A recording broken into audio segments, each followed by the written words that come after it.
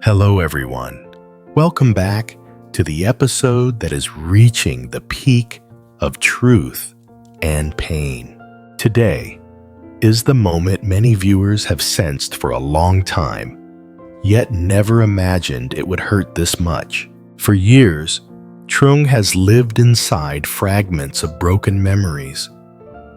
He only knew he had lost his past, but he never knew that the very person he trusted the most, his foster mother, was the one holding the most important piece.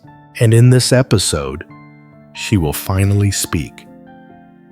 A secret she kept, not to deceive him, but because she feared Truong's heart wouldn't be strong enough to bear it. A truth tied to a girl named Tieu, a promise left unfinished, and the tragedy that wiped away his memories, along with the future he has been desperately trying to hold on to. The door to the past is about to open. And once it does, there are only two possibilities. Either Truong remembers everything, the love and the pain, or this shock will drag him even deeper into darkness. There is no turning back. No more hiding. Right now, the truth will speak. Stay with us and don't forget to leave a comment so you won't miss any important detail. That morning, Mother Hai's small house appeared once again with the gentle, familiar peace of the countryside. A fragile kind of peace, the kind that feels unshakable on the surface yet hides beneath it secrets that have never been spoken aloud. Thin trails of smoke rose from the outdoor kitchen behind the house, blending into the morning mist still hanging over the garden beds. New sunlight slowly spilled across the bamboo fence, making the dew on each leaf shimmer. In the distance, the call of roosters echoed from the hillside, stretching out the last thread of cold left from the night before. Inside the small kitchen, Truong sat silently beside the glowing fire. The flames cracked softly, casting warm, orange reflections across his face, but his eyes were cold and distant, as if stuck somewhere that didn't belong to the present moment.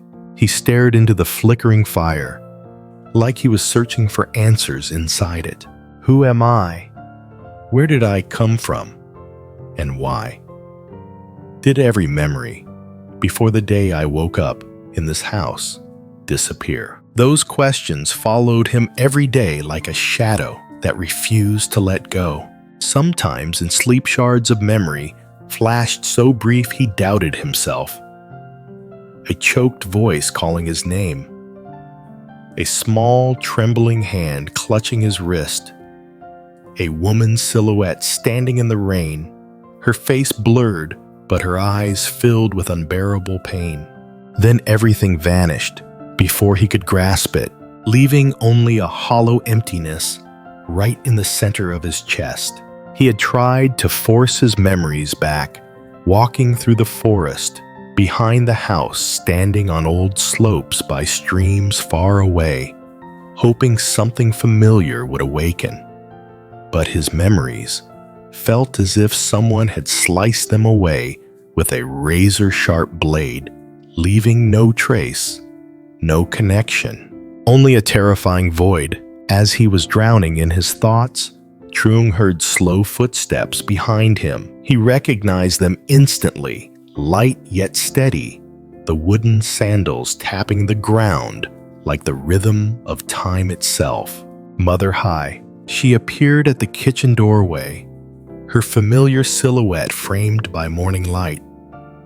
A small woman, silver hair tied neatly, her face carved with the lines of time, yet her eyes still held that unconditional gentleness and love. She lowered herself to sit beside him with effort that betrayed her age. Her thin hand reached out and rested on his knee, soft like mist touching the grass. For a long moment, she didn't speak. She simply looked at him as if searching for the courage to begin a story she should have told long ago.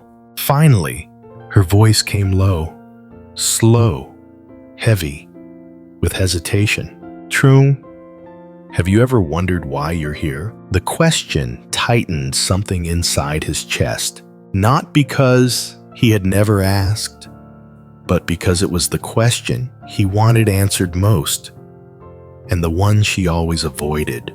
I've asked you many times, me, Truong said, his voice slightly hoarse, but you never told me. Mother Hai looked at him for a long time, as if she had to sacrifice a part of her own heart just to say the words. I hid it because I was afraid. Afraid you wouldn't survive it. Afraid you'd be dragged back into things that would hurt you more than death. Then she took a deep breath. But the time has come. You need to know. Truong felt his heartbeat pounding hard. The air around him seemed to fall silent. Only the crackle of fire and the whisper of bamboo leaves outside remained. Mother Hai looked straight into his eyes and said, "They shot you." The words dropped like a cold blade. Truong jerked his head up, eyes widening, breath tightening. I was shot. She nodded. Yes, you were shot. That night, right before my eyes. Her voice trembled as she continued. That night, it was so dark. I was getting ready for bed when I heard shouting from the forest. Then a gunshot, a loud one. I was terrified, but I grabbed a lantern and ran. Her hands tightened, trembling. I found you at the bottom of the slope, covered in blood. Your clothes were torn. Your shoulder had been shot clean through. Your breathing was so shallow. I thought you would die right there in my arms. Truong swallowed hard. A gunshot. Blood. A forest slope. A fleeting image sparked in his mind. A man running through the dark forest. Breath-ragged footsteps chasing behind. Then the explosion of a gunshot. He blinked rapidly, trying not to spiral into panic. Then, who did it? Truong asked, his voice unsteady. Mother Hai shook her head. I don't know. But you know. She stared deep into his eyes, her voice cracking. Before you fainted, you held my hand. You said, don't let them find me. Truong's heart pounded so hard it hurt. Them. Who? Why were they hunting him? Why did they want him dead? And even more terrifying, how could a man who has no memories utter a sentence like that? A cold wind blew through the doorway. The fire flickered violently. The room seemed to grow colder. Truong felt something in his mind flicker to life, not clear yet, but enough to make his hands tremble. His voice wavered. Me? Who am I? Why was I running? Why would someone want to kill me? Mother Hai didn't answer immediately. She looked at him for a long time, eyes full of sorrow and fear, as if carrying an entire sky of secrets. Then she said, You're not an ordinary man, Truong. His stomach dropped. What do you mean? She held his hand, squeezing it gently. There is a girl who has been searching for you for years. Someone who I believe. Just hearing her name might awaken your memories. Truong held his breath. What is her name? Mother Hai hesitated clearly. She had avoided this moment for far too long. Finally, her voice drifted out softly. Like wind through bamboo leaves. Tieu. The moment the name entered his ears, Truong froze. A sharp crack rang inside his mind, like glass shattering. A flicker of memory flashed. A girl, standing in the rain, her hair soaked, her eyes filled with tears, her lips trembling as she called out, "Truong, don't leave me." Truong shot to his feet, gasping for breath as if pulled out of a deep, dark well. He trembled, whispering, I know her. Mother Hai placed her hand over his chest, where his heart was hammering painfully. Not just no. She looked at him, as though staring at a wound still bleeding. She is the one you once swore to protect until your very last breath. That afternoon, after the conversation with his foster mother came to an end, Truong stood on the front steps for a very long time. The last light of day fell slantwise across the old brick threshold, casting his shadow long across the courtyard. His eyes still carried a trace of shock, the kind of shock that doesn't make you cry, doesn't make you speak, just leaves you standing there. As if a very heavy door inside your mind has only just begun to open. His mother's words, so gentle, yet echoing like ripples striking the deepest parts of his memory. They didn't break him. They didn't crush him. But they stirred something. Something buried so deep, he believed it had died long ago. He gazed past the faded wooden gate toward the fields wrapped in a thin veil of mist like a gauzy scarf. A breeze drifted from the ripening rice paddies, carrying a soft scent of mature grain mixed with the smell of fresh soil after the last rain. Somewhere on the hillside, the faint sound of cows grazing blended with the rising chorus of crickets as dusk settled. All of it came together as a strangely peaceful symphony. Truong inhaled deeply, as if reminding his heart to stay calm. But the deeper he breathed, the more a strange feeling bloomed in his chest. Not pain, but an emptiness. Not quite longing, but like trying to remember something incredibly important. Something that belonged to him once, that once made his heart tremble, but now floated just beyond reach. He placed a hand on his chest, gripping lightly. What is it that I'm missing? The question pulsed through him beat after beat. The afternoon slipped away like a sigh. As he did every day, Truong took the small sickle hanging on the wall, put on the straw hat with one torn edge, and walked toward the embankment to cut grass for the fish. The path was the same as always, simple brown earth grass, leaning with the breeze on both sides. Fresh hoof prints pressed into the soil. But today, every step felt heavier, as though he was carrying something unseen on his shoulders. The countryside this season was strangely beautiful. The sky was wrapped in the pale gold of late afternoon, and the sunlight stretched across the irrigation canal, turning the water into shimmering patches that seemed to smile with the wind. A flock of white herons glided down onto distant rice fields, wings spreading and folding again in a delicate dance. The scent of dry straw mixed with the faint smoke from someone's cooking fire curled into the soft pink of the setting sun. Truong stopped walking for a moment and looked up at the sky. Then, without warning, a blurry image flashed across his mind. A smile gentle, a hand small and warm, a voice soft like early season wind. He froze. Who was that? The image flickered for only a second, not long enough to take shape before dissolving again. He lowered his gaze and began cutting grass.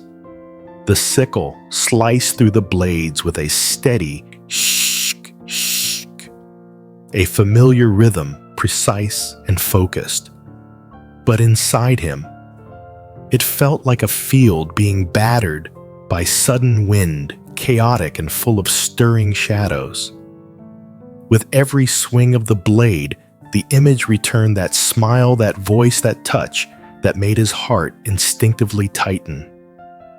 Truong stopped mid-cut, leaning on the handle of the sickle, his hand trembling slightly.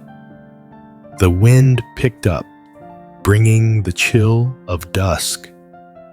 He lifted his face and caught sight of the crimson horizon.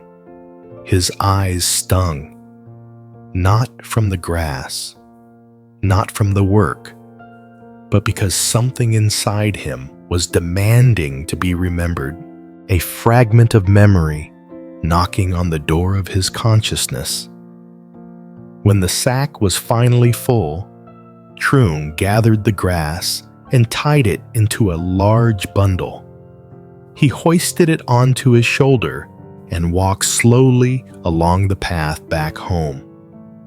Night had begun to fall. Frogs croaked from the small ponds along the roadside. Warm, yellow lamplight spilled through the wooden slats of distant houses, like the color of longing. With every step, the emptiness in his chest grew heavier, wider. Something was coming back. Something he had lost was finding its way to him. And he knew, though he couldn't yet remember, that this missing piece was connected to a girl whose very presence, even in his faintest thoughts, made his heart tremble softly. That night, after carrying the sack of grass to the fish pond and washing his hands at the well, Truong walked back into the house in silence. His foster mother had already lit the oil lamp on the wooden table. Its small flame swayed gently in the room, glowing a faint, trembling gold like a fragile breath. Truong sat down beside the bamboo bed and placed his torn straw hat to one side. His hand still carried the smell of grass, but his mind refused to settle. Every time he closed his eyes, that blurry image returned. A small hand, a smile, something so familiar it made his heart ache sharply. He pressed his palm to his chest. Who is that? Who? Am I trying to remember? The night breeze slipped in through the old wooden window frame, carrying the chill of the fields. Truong lay down, pulling the thin blanket over himself. But the more he tried to sleep, the faster his breath became, and the clearer the images grew. This time, it wasn't just a hand. He saw a small shoulder resting against his chest, long hair swaying softly in the evening wind, and a voice very soft. Don't go far again. I'm scared. Truong's eyes flew open. His heart pounded as if someone had just called him aloud. The house remained silent except for the chorus of night insects. But in his mind, that voice echoed so clearly, it sent a chill down his spine. He got up and stepped out to the front porch.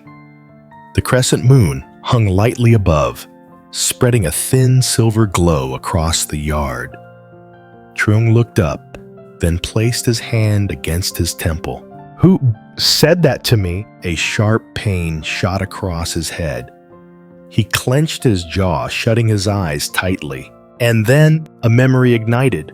He saw himself standing on a small dirt path, bamboo rustling on both sides.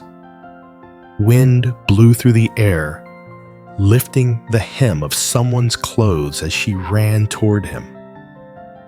The girl threw herself into his arms, holding him so tightly he could feel her heart beating wildly, her cheek pressed against his chest, her breath trembling, her voice breaking. I thought, I lost you. The image vanished instantly. Truong staggered, gripping the porch pillar for support. His heart felt as if someone had squeezed it painfully, not with hurt, but with longing. Longing for someone so important that even the faintest memory made his whole being tremble. A name was rising through the tangled layers of memory. Tieu, Tieu. Truong's lips moved, barely forming the sound. Tieu, The moment the name slipped from his mouth, his heart tightened violently. A sudden gust swept through the yard, making the oil lamp inside the house flicker wildly as if welcoming something that had just awakened. Truong looked up, eyes wide. Tieu, that name, why did it feel so familiar? Why did it burn through his chest, like someone had just touched his heart? He shut his eyes, searching deeper, and this time, the memories rushed back harder. He saw Tunu standing beside a stream. Clear water flowed around their feet. She looked at him with eyes so earnest and pure, it felt like they could pierce the soul. She held his hand gently and whispered, "If one day you go far away, even just a little, I will come find you. Even if it rains, even if the road is long, I will find you." Truong gasped and opened his eyes sharply. His breathing fractured. His whole body trembled. It was no longer blurry, no longer vague silhouettes, but real memory of the girl he once loved, once promised, once held in his hands. Tunu, her name now burned like a bright flame in his mind, pushing away all remaining darkness. Truong stepped into the yard, bare feet touching the cool earth without feeling its cold.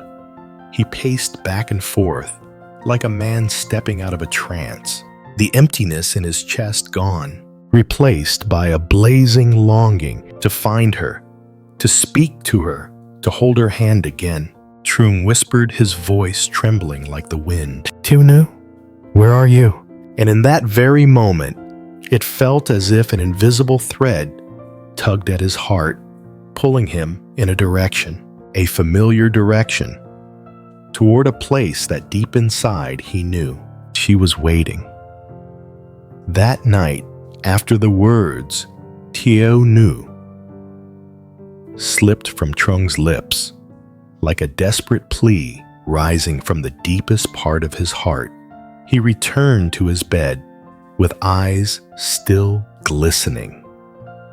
Inside his chest, his heart beat in heavy trembling thumps, painful yet full of longing, fearful yet hopeful. He lay down. Outside the porch, the night wind brushed against the leaf-roofed house, creating soft, rustling sounds like someone whispering secrets. The oil lamp had gone out, leaving only the moonlight pouring through the window frame, pale yet warm, spilling across the floor. Truong closed his eyes, and then the dream came to him gentle as a hand brushing along the wind. At first, it was only a soft white glow. Everything in the dream was quiet, so quiet he could hear his own breathing. He walked through a vast field where the morning mist lay thick on the ground like a low cloud. A breeze drifted by, tender like a hand gliding down his back. A faint scent of orange blossoms spread into the air. Truong stopped. Orange blossoms. That fragrance. He had smelled it before. Where, when? Then, from the distance, a figure began to walk toward him. Step by step, light as if she were gliding over water. A small frame, long hair, a familiar white blouse, bare feet touching the dew-covered grass, scattering droplets that sparkled like pearls. Truong didn't dare move. His whole body trembled. The closer the figure came, the clearer she became until he saw her face. His breath stopped. Those eyes, those lips, that soft smile like the dawn of an old morning. Tieu, she stood before him, not too far, not too close, just enough for him to see the bead of dew resting on her eyelashes. Truong, her voice came so softly, so soft that if the wind had blown a little harder, he might have missed it entirely. His chest tightened. Tears flowed without warning, spilling fast like a broken dam. Tieu? Nu? Is it you? Is it really? You? His voice trembled like a child who had found something precious he thought he'd lost forever. She stepped closer. Each step made his heart ache more from longing. Then she lifted her hand. Her small, trembling fingers touched his cheek. The feeling was real, warm, clear, not an illusion. "It's me," she whispered. "I've always been here. You just didn't remember." Truong took her hand and pressed it to his face. His whole body shook. "I'm sorry. I made you wait. I forgot." Tieu shook her head, her eyes shimmering with a peaceful tenderness. "No, you didn't do anything wrong. You were just lost." A wind swept through the field, carrying the scent of orange blossoms everywhere. The entire meadow seemed to glow brighter. She stepped even closer, rested her forehead against his chest. Her voice broke. "I thought I had lost you." Truong wrapped his arms around her, held her as if letting go. Even a little would make her dissolve into the mist. "I'm not leaving again," he whispered through tears. "I'll find you, I promise." Tieu lifted her face, placing a hand over his heart. "Truong, when you remember me, it means we're about to meet again." The light around them began to grow stronger. Tieu's body started fading into the white mist. Truong panicked, holding her tighter. "No, don't go. Please don't go." She smiled the smile he once loved, once held inside his heart. "I'm not leaving. You're just about to wake up." "Tieu, find me, okay?" Truong jolted awake. His breaths came fast and uneven. Sweat drenched his back. The night was still dark, but his heart was blazing with light. He touched his face. It was still wet with tears, and the longing inside him was now clear as daylight. There was no more doubt, no more haze. He remembered Tieu, and he knew with a certainty as fierce as his own heartbeat he had to find her. That morning dawn arrived earlier than usual, or perhaps Truong's heart was beating so fast that even time was forced to follow it. The moment the first ray of sunlight slipped through the bamboo leaves in the yard, Truong awoke.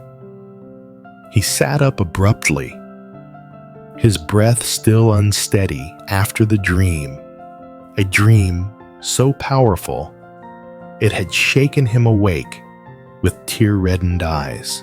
Tieu. Her name rang in his mind like a long resonant chime, no longer a vague image, no longer scattered fragments, no longer faint emotions, but full memory, clear, complete, overflowing with love and with heartbreak.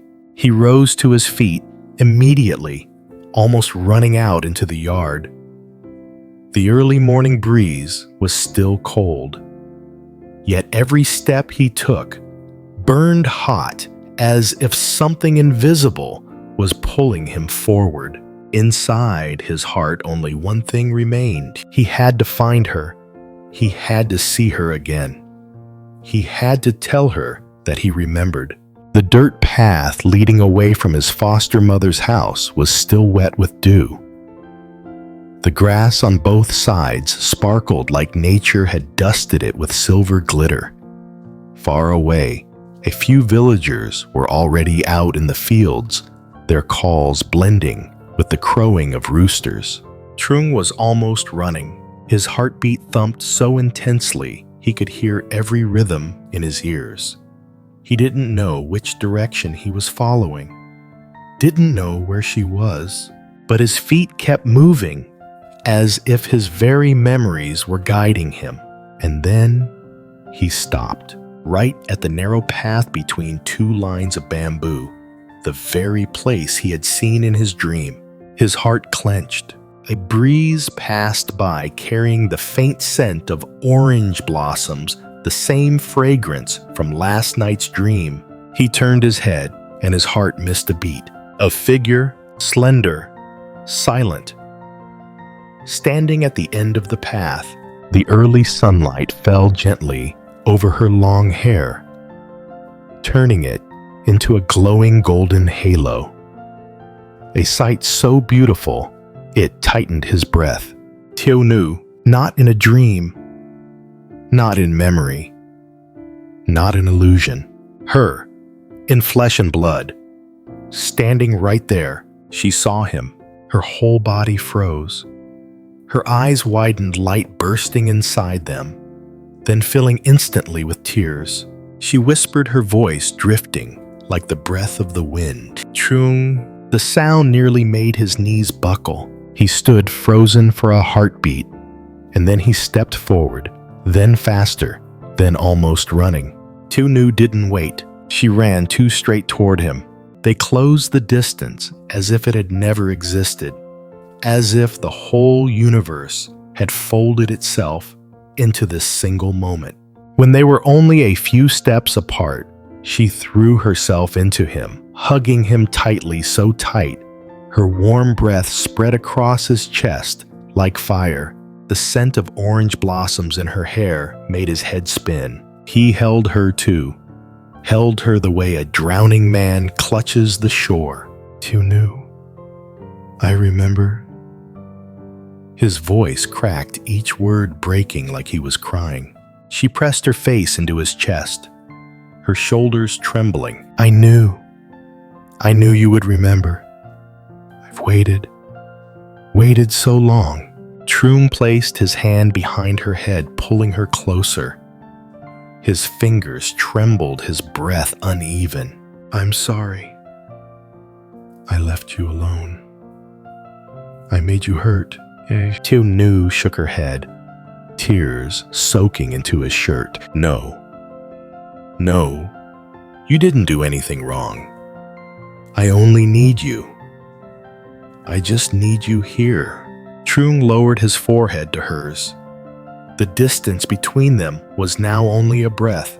The morning sunlight glimmered on their wet lashes. The world seemed to stop. Time seemed to hold its breath. I won't leave you again, and I won't let you go.